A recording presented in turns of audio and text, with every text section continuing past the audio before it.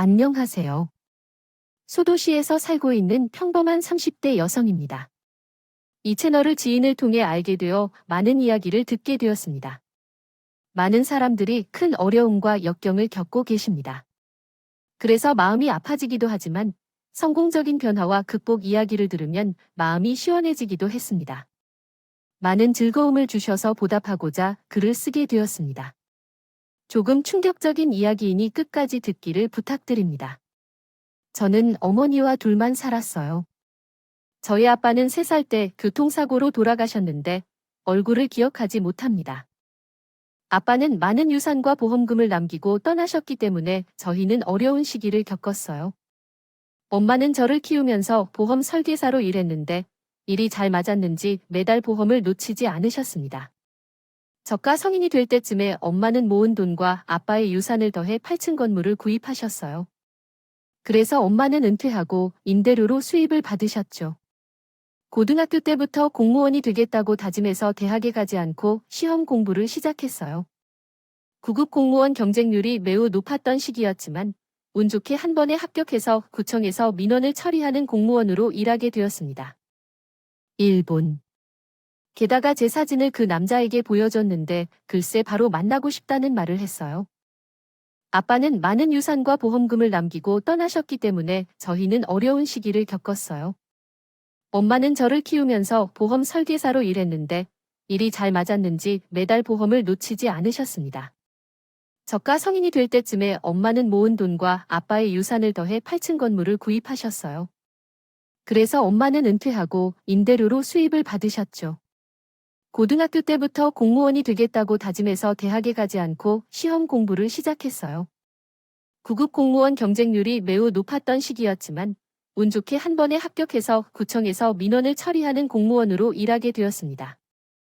그래서 설레는 마음으로 소개팅을 하게 되었는데 서글서글한 인상에 큰 키, 배려심 넘치는 성격이 제 마음을 따뜻하게 녹였어요. 그는 어린이와 청소년을 지원하는 사업을 하는데 정부 지원금을 받아 복지 사업을 진행하고 있었어요. 어디 하나 빠지는 데 없는 남자였기 때문에 소개팅 이후에도 계속 만나게 되었습니다. 결국 우리 두 사람은 본격적인 연애를 시작했고 2년 가까이 사귀게 됐어요. 제 나이가 35가 되자 그의 나이가 39가 되자 자연스레 결혼 이야기가 나왔어요. 특별한 프로포즈는 없었지만 모든 게 잘 맞는 저희 두 사람은 쉽게 결혼을 결정했어요. 예비 남편에게 단점이 없었기에 인생이 더 밝아질 것이라고 믿었죠. 시댁을 다녀온 후 친정 엄마를 만나러 갔는데 엄마 역시 좋게 보아주셨어요. 예비 남편의 서글서글한 인상은 어디에서나 큰 점수를 받았어요. 두 사람이 결혼에 잘 어울리고 있다는 걸 보니 안정적인 결혼 관계를 맺을 것으로 확신하게 되었습니다. 살아주면 좋겠어 어머님 감사해요. 제가 여진이에 비하면 한없이 모자라고 부족한데 이렇게 바로 허락해 주시니 감개가 무량합니다.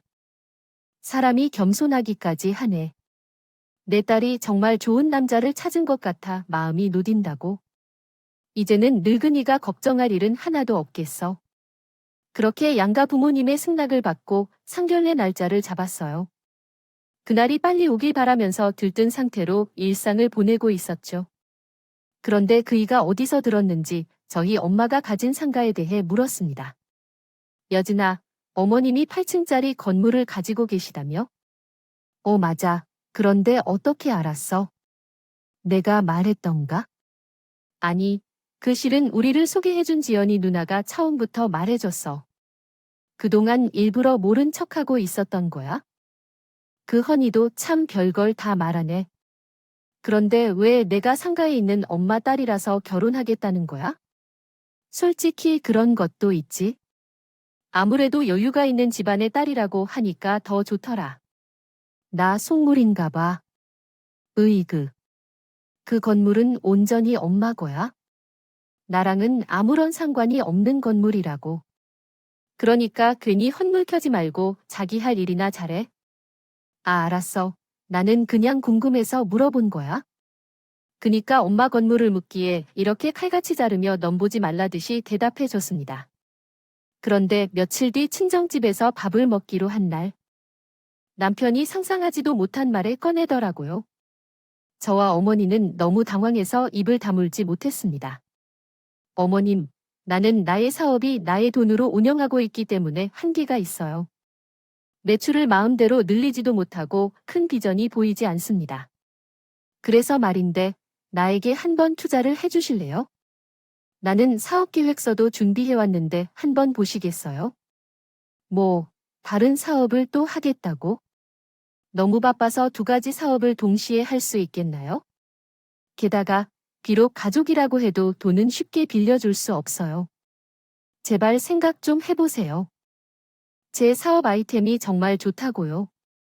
그는 나와 어머니가 당황한 얼굴을 보며 사업 자금을 획득하기 위해 사업 아이템에 관한 이야기를 이어나갔습니다.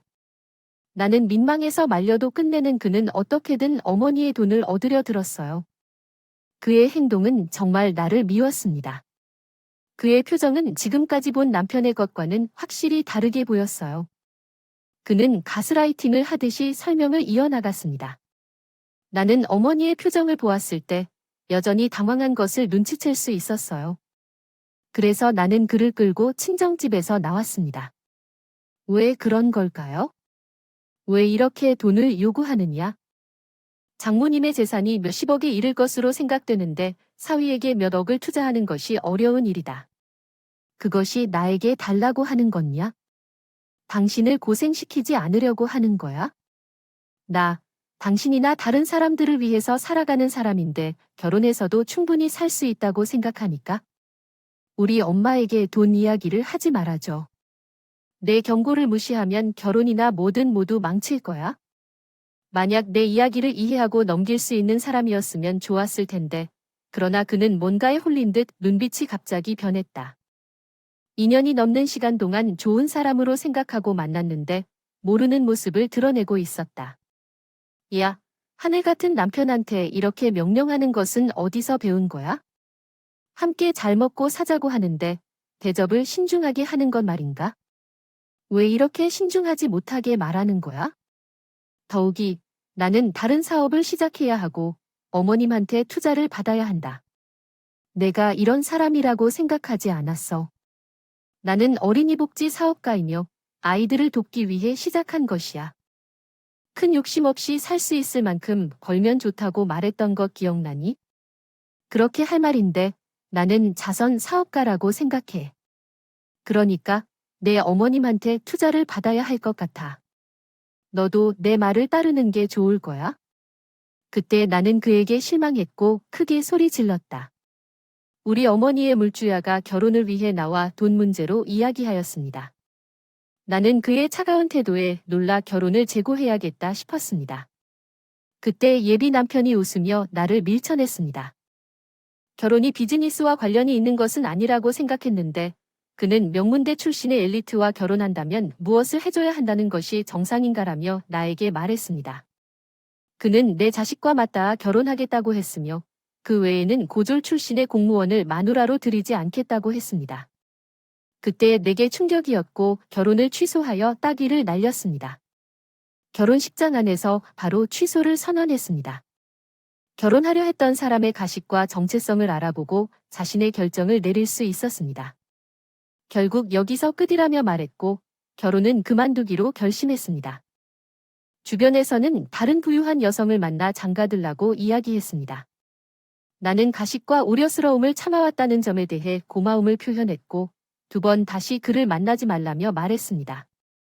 결국 그는 움찔거리며 떠났고 나는 그동안 함께했던 사람과의 연애에 대해 반성하게 되었습니다. 결혼까지 하기로 했다는 게 믿기지 않았어요. 어쨌든 결혼 전에 어떤 사람인지 제대로 알기로 했습니다. 파토를 내고 새롭게 시작하기로 마음먹었답니다. 결혼한다고 구청 동료들에게 다 말해놓은 상태라 타토가 난 것을 쉽게 알리기 어려웠어요. 세상이 얼마나 변해도 결혼을 취소한다는 얘기는 정말 어려웠답니다. 그런데 예비 남편과 헤어진 지 일주일 만에 새로운 인연을 만났어요. 여러분도 봐주시기에는 너무 빨리 만나는 것 같죠? 저도 다가오는 인연을 막으려고 했지만 그 남자는 제가 결혼을 취소한 것도 알고 있고 예전부터 저를 좋아했다고 고백했습니다. 여준 씨, 결혼 취소 소문이 진짜인가요? 사실은 저는 오래전부터 여진 씨를 좋아했어요. 같은 곳에서 동료로 지내고 있어서 쉽게 고백하지 못했지만 뜸들이며 여진 씨한테 연인이 생겨서 포기했어요. 그런데 이번에 소문을 듣고 알게 됐어요. 여진 씨를 놓치면 후회할 것 같아요. 제 마음을 당장 받아들여 달라고 하지 않을게요. 대신 함께 데이트할 기회를 주세요. 정만 씨는 일단 감사해요. 저를 좋아해줘서 감사해요. 그런데 멘탈이 깨져서 지금은 정신이 없네요. 저는 다른 여성을 만나기를 바랍니다. 여진 씨, 부디 그렇게 말하지 마세요. 제 배우자를 먼저 생각해 주세요. 현재 나는 인생에서 가장 큰 용기를 내고 있다고 생각합니다. 너무도 간절하고 진심 어린 눈빛을 보여주었기 때문입니다. 그래서 한 번만 만나보고 정리해야 한다고 마음먹었어요. 함께 식사하고 산책하며 다양한 대화를 주고받았습니다. 이상하게 마음이 너무 평안했어요. 그래서 헤어진 전 배우자에 대해 얘기하는 것을 친구들에게 알렸는데 여진 씨는 한마디도 놓치지 않고 이해해 주었어요. 데이트를 마치고 헤어지자마자 또 만나고 싶은 생각이 여기저기 갑자기 떠올랐어요. 전 남편과 헤어진 지 일주일밖에 안 된 상태에서 새로운 남성과 만나는 것이 웃기고 엉뚱하다는 생각이 들었지만 마음이 가는 대로 움직이는 것이 옳다고 느끼고 여진 씨의 고백을 받아들이기로 했어요. 우리는 3번의 데이트를 거쳐 연인이 되었습니다. 하지만 한 달이 지나자 급속도로 가까워지고 결국 함께 잠자리도 같이 꾸려가며 서로에게 미래를 약속했어요. 똥차가 떠나고 벤츠가 찾아온다는 것이 무슨 뜻인지 절실하게 깨달았습니다. 그럼에도 불구하고 인생은 한 발짝 앞을 볼 수 없음을 깨달았습니다. 나의 현재 남자친구와 더는 함께 할 수 없게 된 사건이 발생했어요. 몸이 아프게 되어서 병원을 찾아 진료를 받았더니 임신 7주 된 사실을 알게 됐어요. 이전 남자친구와의 아이를 가지게 되었죠. 뱃속 아이에게는 정말 미안한 마음이 들지만 하늘이 왜 이런 형벌을 내리는지 원망했어요. 그래도 나는 아이를 버릴 수 없어서 진심으로 나의 상황을 고백했어요. 정말 씨, 미안해. 내가 임신 중이라는 것을 알아줘. 우리는 이별해야 해. 나는 아이를 가졌다. 이만큼 미안해. 정말 너무 죄송해. 임신한 이후로 그 아이랑 결혼해야 한다고? 그게 아니야. 나 혼자 키울 거야. 정말 씨가 그 아이의 아빠가 될 수 있다고? 아니야. 우린 헤어져야 해. 왜냐면 나는 그 아이의 아빠가 될 수 없어. 우린 이별해야 해. 넌 그 아이의 아빠로 있는 게 맞아? 우린 결혼할 필요가 없어. 그럼 내 부모님도 다른 여자의 아이를 가진 여자와 결혼하는 걸 어떻게 생각할까? 그건 사실 맞지 않아. 그러니까 이 상황을 냉정하게 받아들이고 마음을 정리해 주세요. 여진아, 여진아. 나를 애타게 부르는 씨를 뒤로 하고 일어섰어요. 그 후로 그의 접촉에도 칼같이 거절하며 이별을 받아들이도록 했어요. 그러자 정말 씨는 마음을 접은 것 같았어요. 구청에서 나를 마주치더라도 인사도 하지 않고 지나친다. 이런 상황이 계속되자 결혼을 하지 않을 것 같다는 상황에 처한 나에게 친정 엄마는 큰 위로였습니다. 엄마조차 돌아설까 봐 걱정했지만 다행히도 엄마는 항상 나의 곁을 지켜주셨다. 예진아, 아이를 낳으면 우리 가족 세대가 한 집에서 사는 것도 좋지 않겠니? 남편이 있어야만 행복할 필요는 없으니 마음 아프게 하지 말고 내가 있으니 언제든지 의지해도 된다고. 구청에서 심기봐도 힘들다면 공무원을 때리고도 상관없어. 내 자식이니까 어떤 선택을 하든 내 마음대로 하라는 거야. 엄마 고맙다. 없었으면 이미 무너졌을 거야. 내가 있어줘서 정말 감사해. 알았어. 지금부터 어떻게 살아갈지 생각해봐. 아이가 있으면 바빠질 테니까 공무원을 계속할지 고민해봐. 제 안에서 아이를 위한 길을 결정하는데 엄마의 말을 듣고 열심히 고민했다. 그러던 중 예상치 못한 사람이 우리 집으로 찾아왔다. 남자 목소리를 듣고 돌려보내야겠다고 생각했지만 그는 놀랍게도 헤어진 예비 남편이었다. 나는 너무 충격을 받아 소리쳤다. 그는 처음 나를 만났을 때 슬퍼하는 얼굴로 이렇게 물었다. 예진아, 내 어머니한테 들었어. 내가 임신했다니까 너랑은 상관없는 예인데 왜 왔어? 그래서 난 과거의 일로 돌아가자고 했다. 일단 들어와서 대화를 나눠보자. 내가 내 임신에 관여할 권리가 있어? 싸우고 헤어졌지만 이미 벌어진 일이잖아. 대화를 나누는 게 좋을 거야. 그러나 그는 말이 없다며 나를 쫓아냈다. 그러자 방 안에 있던 엄마가 나를 말려서 넣었다. 그리고 말을 걸었다. 예진아, 일단 이 서방 이야기를 들어봐. 이 서방, 지금 너를 사위로 받아들이려고 하는 거야? 정말인지 확인해봐. 그가 부잣집 소녀인 널 결혼하려고 했다가 사업자금 때문에 곤란할 때 욕을 하고 떠난 거야? 화가 나자 엄마는 나를 걱정했어. 예비 남편은 진심으로 반성하고 너의 아빠가 되고 싶어서 찾아왔다는 거야. 결혼 전에 날 상대로 한 사업자금 이야기는 다시 하지 않겠다고 했다.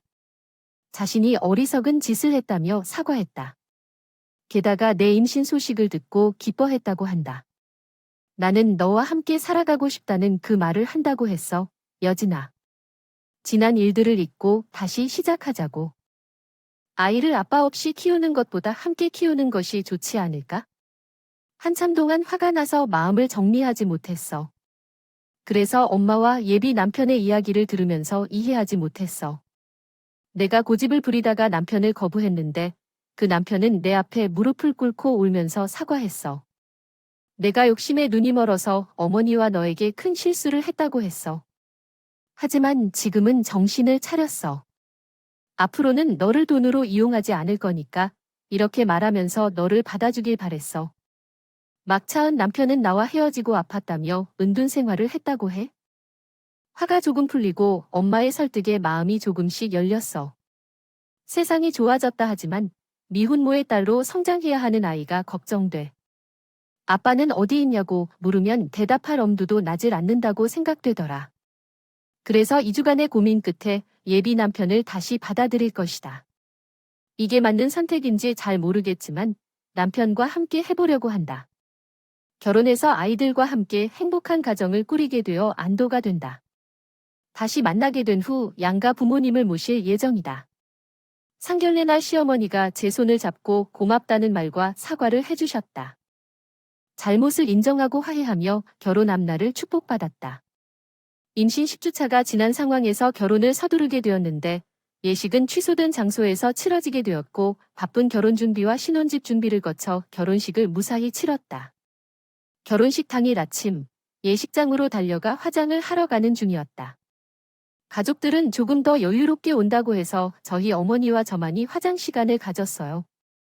저와 어머니는 계속 예쁘게 변하는 신부의 얼굴을 보면서 즐거워하며 마음이 편안했어요. 조금 늦게 왔지만 결혼식을 올리게 되어서 미혼모로 남지 않아서 다행이라고 생각했어요. 화장이 거의 다 끝날 즈음에 어머니가 전화가 왔다며 잠시 나가셨어요. 그래서 어머니가 찾아올 것이라 생각하고 기다리면서 마무리할 생각이었어요. 그런데 시간이 지나도 어머니가 돌아오지 않았어요. 어머니를 찾아서 예식장을 빠져나가 보았지만 고요하고 공허했고 어머니의 모습을 찾을 수가 없었어요. 마침내 비상계단 문을 열어보니 조용한 계단 위에 어머니의 신발이 한 짝 보였어요. 그 순간 마음이 떨리고 불안과 걱정이 밀려왔고 숨을 쉬는 것이 어려워졌어요. 가슴을 쥔 채로 겨우 계단 밑을 내려다 보았더니 한복을 입은 채 쓰러져 있는 엄마의 모습이 보였어요. 발이 허무하게 보여 계단에서 크게 다쳤는지 머리에서 피가 흘러 있어서 상황이 심각하다는 것을 바로 이해했습니다. 119를 누르며 성급하게 계단을 내려가 엄마의 머리를 내 무릎에 올리고 실망하며 울었습니다. 엄마가 깨어난 뒤 엄마는 갑자기 일이 무슨 일인지 왜 이렇게 되었는지를 물었어요. 아무리 불러도 엄마는 의식을 회복하지 못했습니다. 119에 신고하고 입고 있던 옷을 찢어 엄마의 상처에 묶어주었습니다. 그런데 뭘 해야 할지 감이 안 와서 엄마의 상처만 압박했어요. 10분이 지나 구조대원들이 달려와 엄마를 구조했고 비상계단 문을 열어 엘리베이터로 이송했습니다. 그 순간까지 남편과 시부모님에게 상황을 알리지 못했습니다. 그 정신 상태가 아니었기 때문이었죠. 의식이 없는 엄마와 함께 구급차에 올랐고 대학병원까지 10분이 걸렸습니다. 엄마는 신속히 응급실로 이송되었고 저는 의사 선생님이 내미신 수술 동의서에 서명했습니다. 그 후 엄마는 수술실로 들어갔어요. 3시간이 지나도록 아무런 진전이 없었는지, 무엇이 얼마나 걸릴지, 어떤 일이 일어날지 아무도 저에게 말해주지 않았습니다.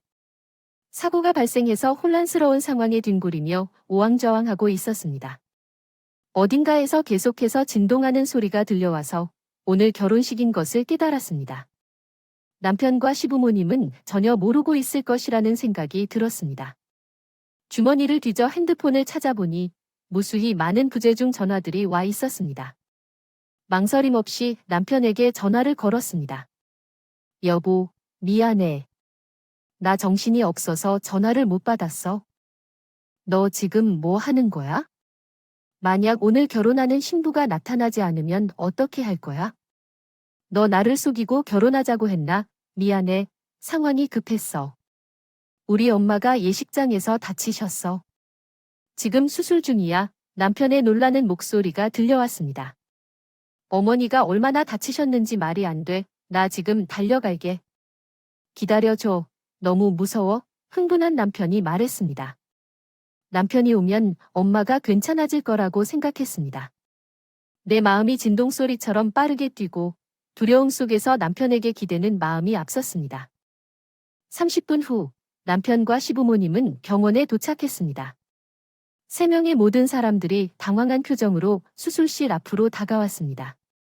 시어머니는 곧이어 저를 안아주며 괜찮을 거야.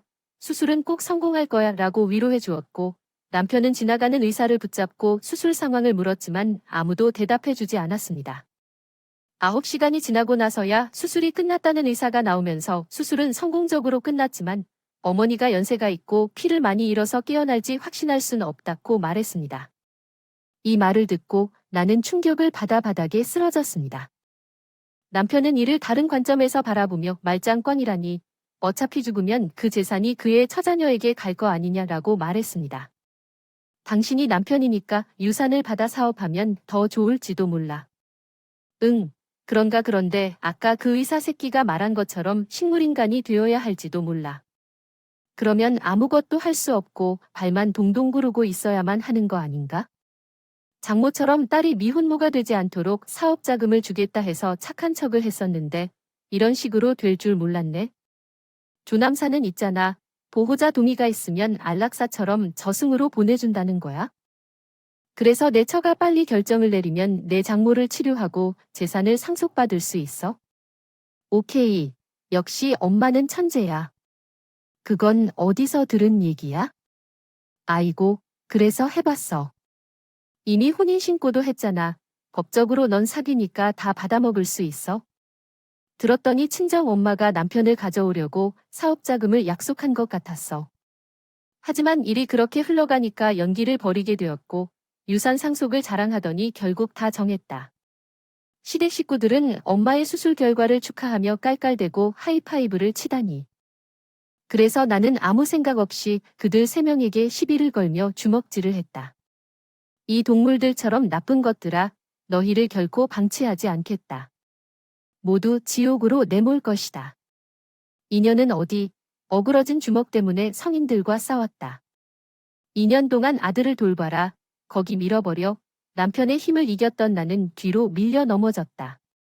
시어머니는 손짓으로 나를 경고했으며 너끼리 싸우면 내 아들의 결혼식을 망친다. 피해를 본 손님들에게 배상하고 사업자금까지 내야 하니 50억을 받아야 해. 그리고 너의 어미 부인이 매가 들어왔어. 그것을 해치우지 않으면 고소당할 거다. 나도 너의 어미의 재산을 털 것이다. 그 후로 나는 가족들이 사라진 것을 보게 되었다. 그때 배가 매우 아파서 비명을 지르며 응급실로 옮겨졌다. 너무 아파서 의식을 잃고 몇 일 후에 깼다. 이 기억은 흔적입니다. 그때 눈에 들어온 링거줄을 보고 유산을 느꼈고 눈물을 흘렸다. 그리고 반대편 병상에 의식 없는 엄마가 산소호흡기를 하며 누워 있었다. 내게 최악의 상황이었고 어떻게 버틸 수 있을지 감과도 되지 않았습니다. 몇 일 동안 병상에 누워 울면서 잠들고 일어나다. 몸이 회복돼 어느새 엄마의 병상 옆에 앉아 엄마의 얼굴과 손을 열심히 닦았어요. 제발 눈을 뜨고 정신 차리라는 말을 수없이 많이 했습니다. 엄마, 제발 살아있어. 깨어나서 날 지켜달라는 말이야. 난 아직 엄마가 없으면 아무것도 못하는 바보 같은 어린애에 불과하다고. 그러니까 날 책임져. 그런 말들을 쉬지 않고 계속 들려드렸어요. 그러자 하늘이 응답을 했는지 기적이 찾아왔습니다. 수술 후 가망이 없을 확률이 크다고 했던 엄마가 두 눈을 번쩍 띄었어요. 그리고 손가락으로 제 손을 만지작거리시기도 했습니다. 엄마 정신이 들어 나 누군지 알겠어?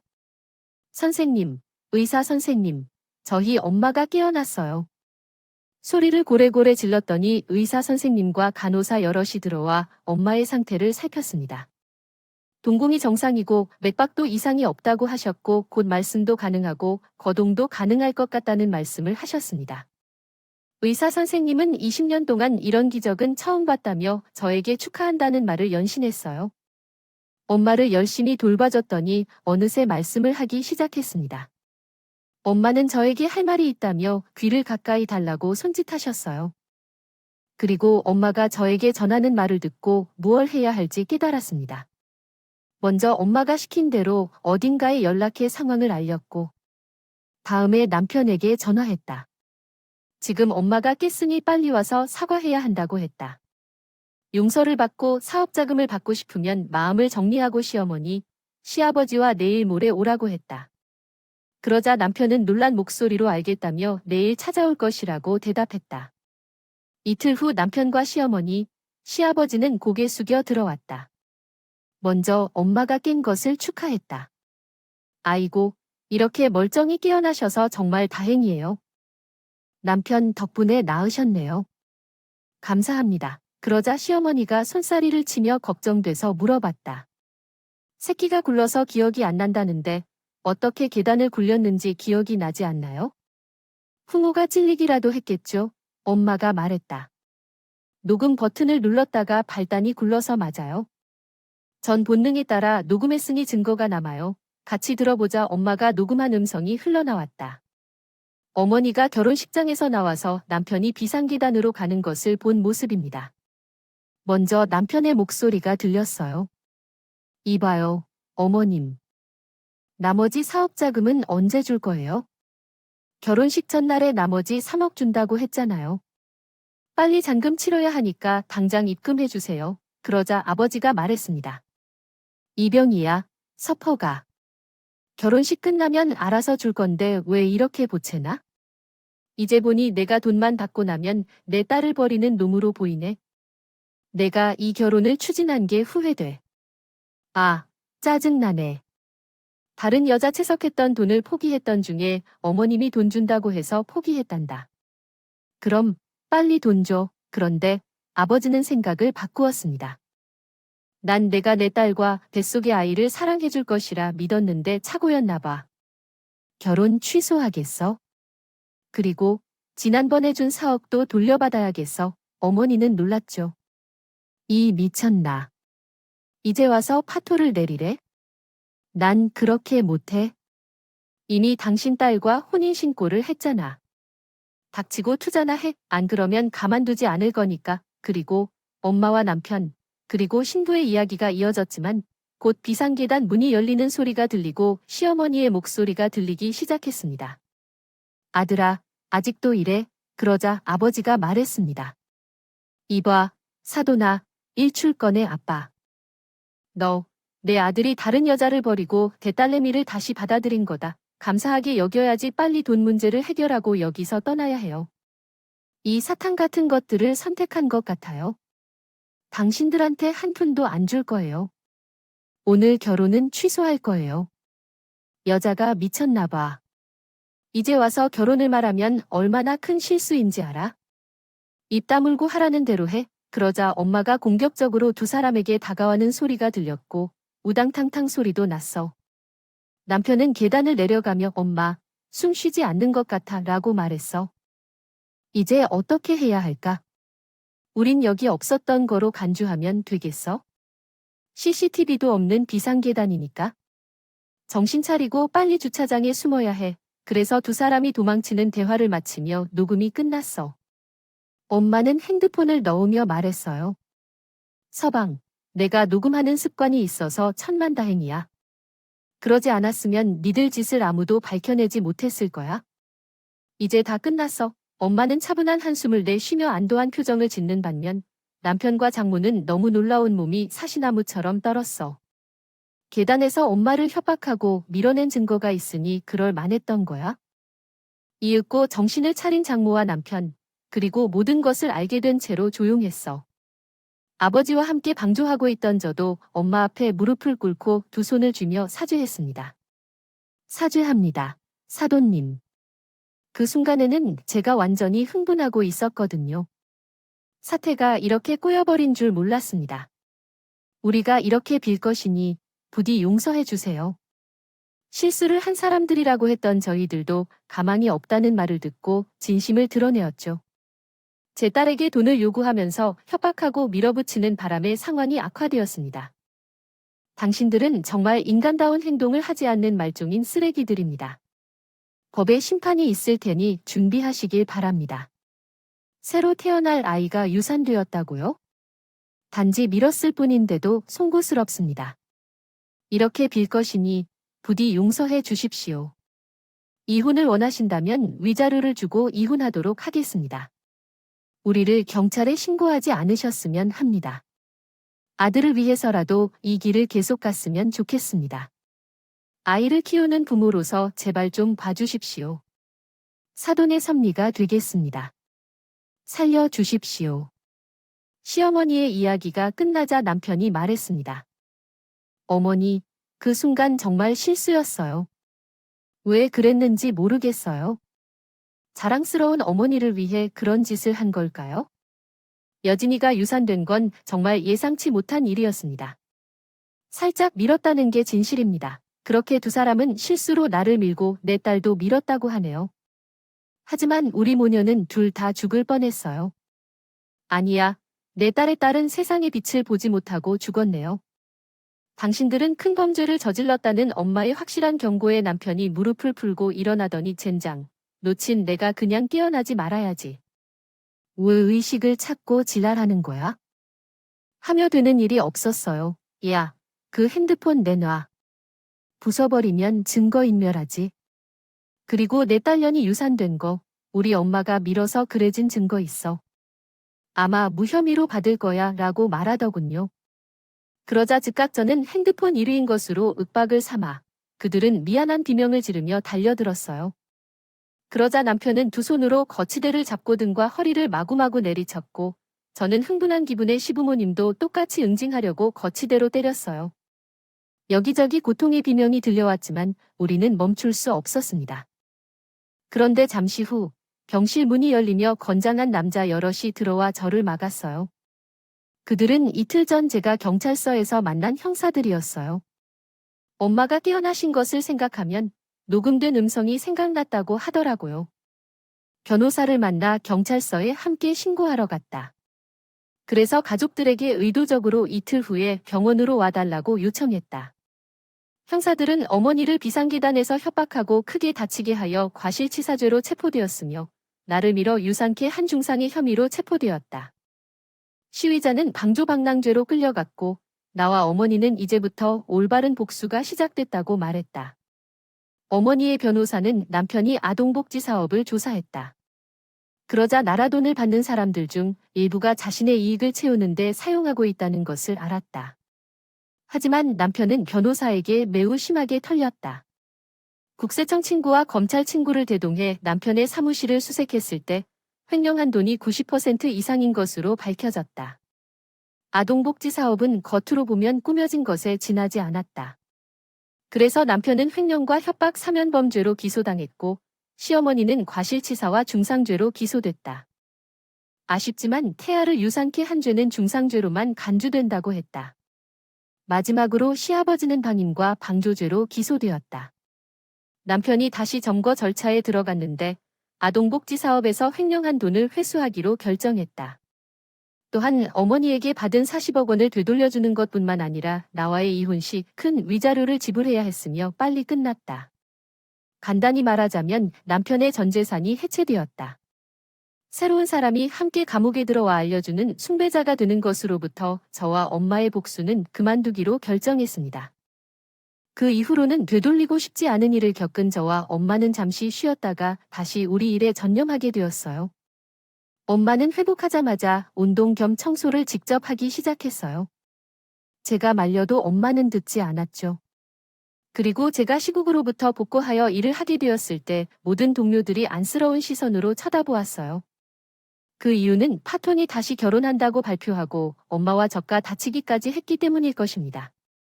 다들 쉬쉬하지만 뒤에서 소근거리는 소리가 들려왔어요.